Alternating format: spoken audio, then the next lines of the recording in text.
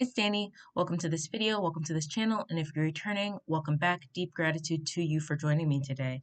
So what are we here doing? Well, we're in my half a year B6 Stalogy, which I'm going to use for a November and December. And I'm just showing you a brief comparison of a full year versus a half year. And a half year is like 192 pages, and it's been a while since I've done a voiceover, so pardon me if I'm a little rusty. Um, but anyhow, it has 192 pages, and I hope to fill it up like I am filling up my full B6 Stalogy right now. Technically, my B6 filled 3 months. So I believe I could fill in 2 months with a lot of journaling. So hopefully it'll be enough. But here's the setup anyway, and it's so cute. I got it from Japan, Amazon Japan, and I'm using my Pigma Microns, a Pentel Energy Gel pen, and I'm using a Tombow in the color, I cannot remember the color number. Hold on. A 451. So I was going to put the November setup with this, but I decided to put it separate because I had to do a voiceover because I actually sit and do a calendar while recording, and then the camera cut off and died, and then this is like a whole mess. So I'm like, you know what, let me put it in two different videos.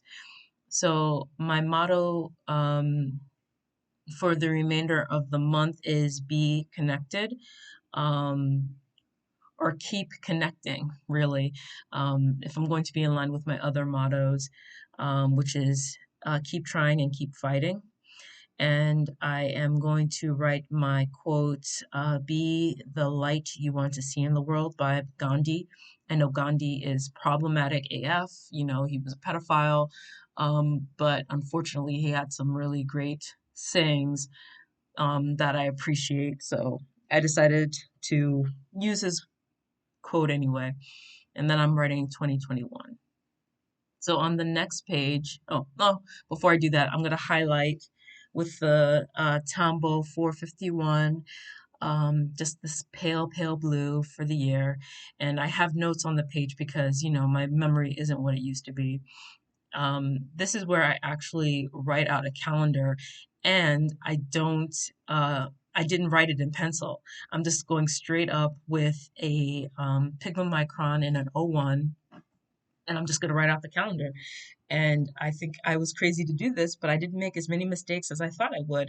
And this is where I got silent when I was recording, and I realized it's like 10 minutes, more than 10 minutes of me being silent, and I can't do that. So I had to do a voiceover. Anyhow, how's everyone doing today? I am Oakley Dokley. I'm stressed out. I have so much work to do. I have to finish my prospectus. It's due tomorrow, and I wasn't warned that it was due tomorrow until this morning. And I was supposed to do the readings for my class today, and I have the lesson plan today, and it's just a big hot mess. And my cats are acting like ruckuses in the background. They're like losing their ever-loving mind. But anyhow, I'm writing out November and December of this year, and the rest of the year is going to be 2022.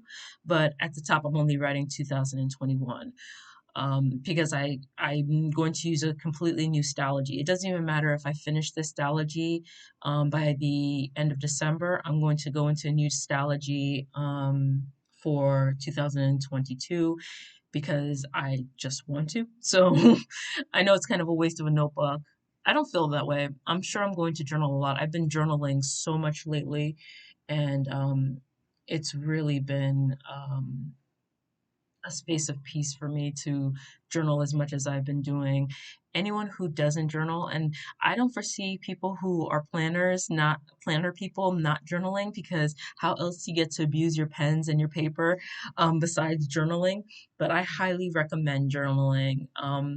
Not every day like I do it. I journal every day, at least like 2 pages a day. Sometimes I do a paragraph, sometimes I do 5 pages, depending on my mood and depending on what's going on. I recommend that you journal. Journaling is a relief. It helps you get your thoughts out. It helps you get your feelings out. It helps you make sense of the world. Like, I know I would be lost if it wasn't for journaling, anchoring me to my center, really anchoring me to my thoughts and feelings. And yeah, any hoodle.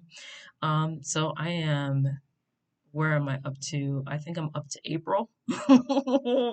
So yeah, it was a wise decision to do a voiceover for this. I don't want to bore you guys with like watching me write numbers.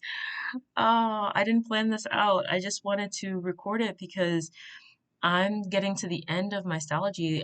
This week will be the last week I'm in my Stalogy. It's October 24th to be transparent. So this is my last week in the Stalogy. I've already sectioned off um, the weekly for this week, and I know how many journaling pages I have. And then I realized I didn't factor in my therapy notes, which goes where my journal is. So hopefully I have enough pages. I think I have like 16 pages left to journal for the rest of the week, which I think should be enough. Or maybe 14 pages. I don't know. Like I have 2 pages per day, which is going to be challenging probably by the time I get to Sunday. We'll see how it goes. Sunday's Halloween, y'all. Can you imagine? What is anyone doing anything special for Halloween? I am not. I was thinking of putting on like bunny ears or something in front of my class, but when I mentioned like you guys can wear costumes, they were like, no. I was just like, the youth is wasted on the youth, okay? Like, why are you guys 20? They're not even 20. They are 19, 18, 17 years old, and they refuse to dress up. Like, what kind of, what is this? Like, what is wrong with the kids that they don't want to dress up for Halloween? Like, when I was 19, I was dressing up like a cat. I was always a black cat. Literally. I would have my cat ears, my cat tail. I'd be head to toe in black. I'd have my black velvet skirt, and I'd be a cat. And I'd meow and purr and hiss. Um, it was so much fun. Like as well, because my childhood was a little deprived. We didn't go trick or treating. My parents refused. They didn't even believe in that. They're like, we don't trick or treat in Haiti. We don't trick or treat in America. So that wasn't going to happen. So when I got to the age where I could actually have some independence, best believe I was dressing up and I was trick or treating. Yes, I was. I was one of those older kids trick or treating and be getting side eyes from like parents like looking at me like, how dare you trick or treat and take candy from kids? I am a kid. God darn it. I mean, scientifically, your brain doesn't fully form until you're 25. So I am a kid, okay? Which makes me think that we should leave certain decisions, like about college loans, going into the military, and voting up until for people who are 25 and over. But let's not even go there because I don't want to offend anybody who is younger than 25. I'm sure you're very sophisticated. I'm not being patronizing. I'm just saying, I didn't know boo at 19, 20, 21, 22, 23, 24, 25, 26, 20. I still don't know anything. Can you imagine? I'm a teacher and I teach the kids. What am I teaching them? Um, what was I talking about? Yeah, I was being an asshole about age. Listen, don't listen to me. I don't know what I'm talking about. Seriously. Anyhow, the next spread I'm doing is my period tracker, which is really invasive now that I think about it. But it is what it is. I'm not cutting out the footage.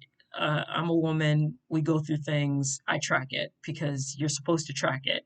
Please track your period because it could be, it tells you what's going on with your body. Um, I think, I don't know. Someone told me that, so I believe it. In any event, I have to do a bit of writing today, which I'm not looking forward to because I was looking forward to just reading and chilling out. And I wanted to go for my walk in the morning, and it's already 10:47 in the morning. So to me, once it hits 10, the morning is gone. My husband's gonna come home from his run and he's gonna be at lunchtime. And once it hits 11, it pretty much is the afternoon. So I can't go for my walk during the morning. Maybe I can go at 3 or 4 o'clock. I don't know. I'm just tired. Um, yeah, so what else have I been up to? I just been writing a lot. Last week was really easy for school for teaching because the first day on Monday we had peer review and we were in a computer lab. So I got computer lab scheduled and they were just doing peer review. We dumped everyone's peer review essay into one folder and they just got to monitor and look through each other's pieces. And that was easy. It was quiet. It was boring for me because I wasn't talking. I was just sitting there watching them. But they seem to like it. They're like, this is great. We should do this for peer review all the time. I'm like, well, this is the last peer review for this class. So sorry. um, and then on Friday, we had a library tutorial, which was interesting. Um, The librarian was a little weird, but librarians are always a little weird. No offense to librarians. I thought about being a librarian. That's how I know librarians are a little weird. He was a little oddball, and I was keeping the class in line, and he was like, "Thank you for, being the bad guy." I'm like, "The bad guy?" I do this to them all the time. I tell them, "You got 5 minutes, you got 2 minutes, you got 3 minutes, you got 30 seconds." I do that to them all the time. They're used to it. In fact, if I didn't do that, they'd probably ask me what's wrong.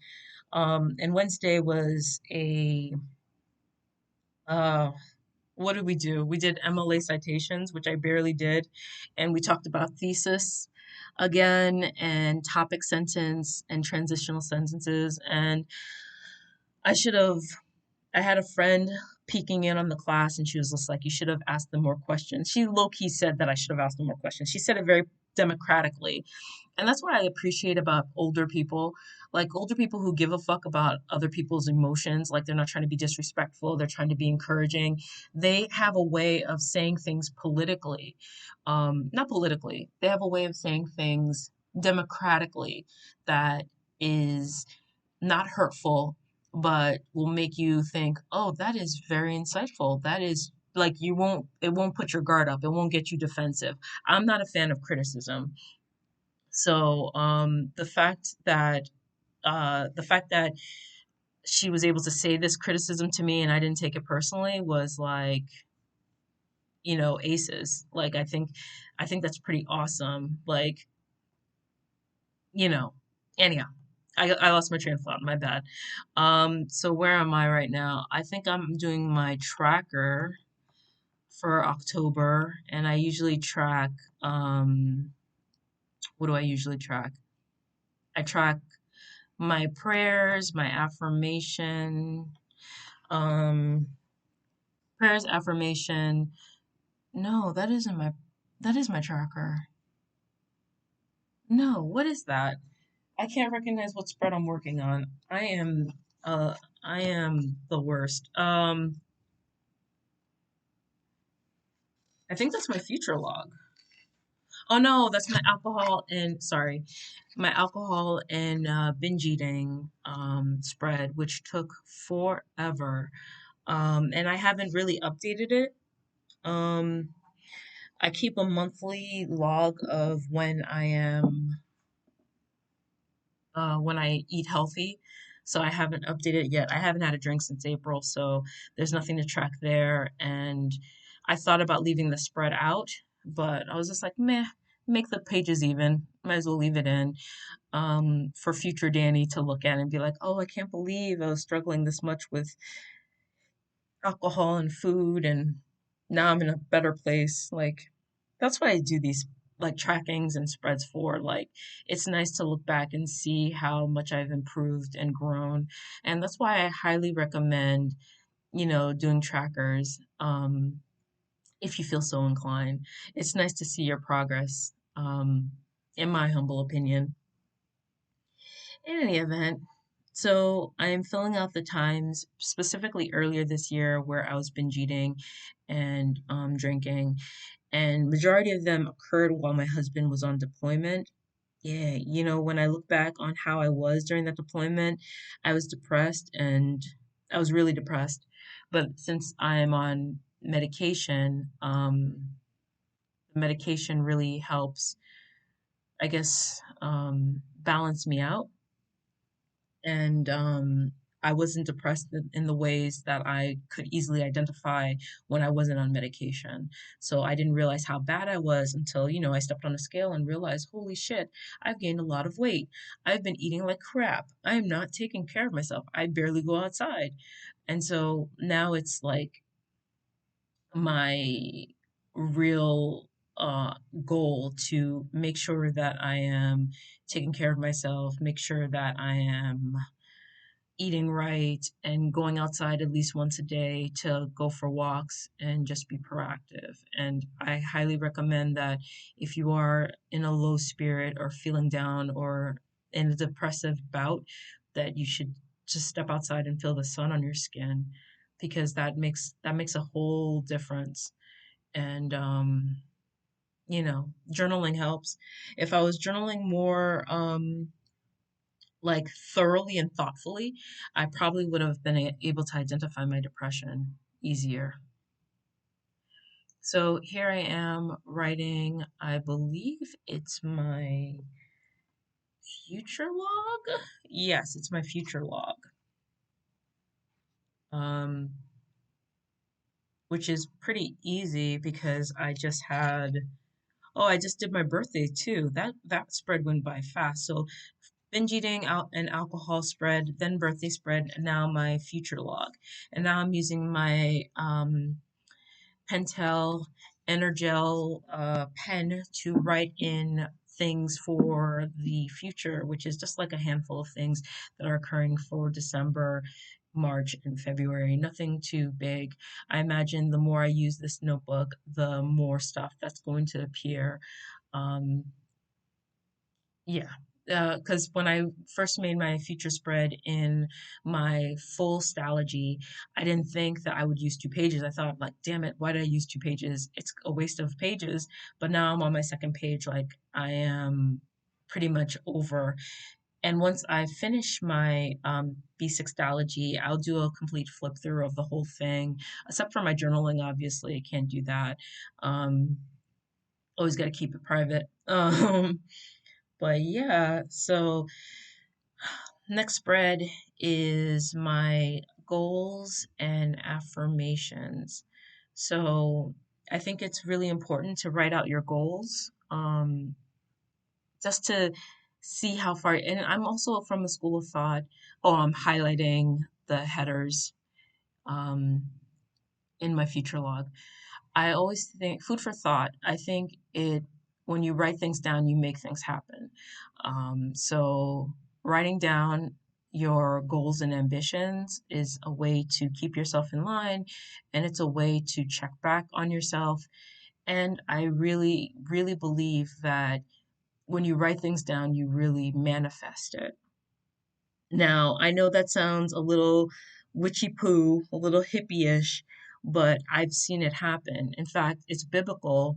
I forgot which chapter and verse, of course, so people who are Christians may not believe me, but it's biblical that if you write it down, God will see it and it will happen. I want to say it's New Testament too.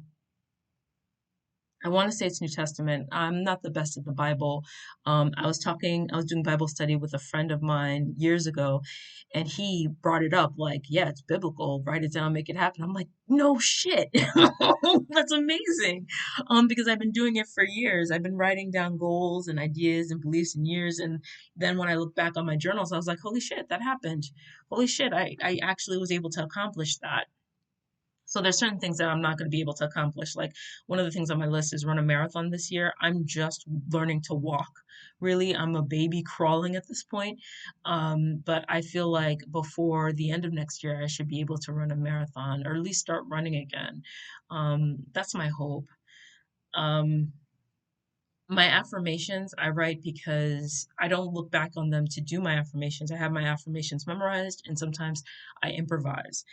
But I think it's good um, to start off my journals or my bullet journal with affirmations, just so I can center myself and center why it is I'm doing all the things that I'm doing and I'm keeping track of all the things that I'm keeping track of. So they're like, I'm lovable, I'm capable, things like that. And I also recommend writing these things down, just in case you struggle with low self-esteem, which I do. Anyway, we're pretty much close to the end. I don't want to go over. So thank you so much for watching. Thank you so much for joining me. Please be sure to like, comment, subscribe, do as you deem fit.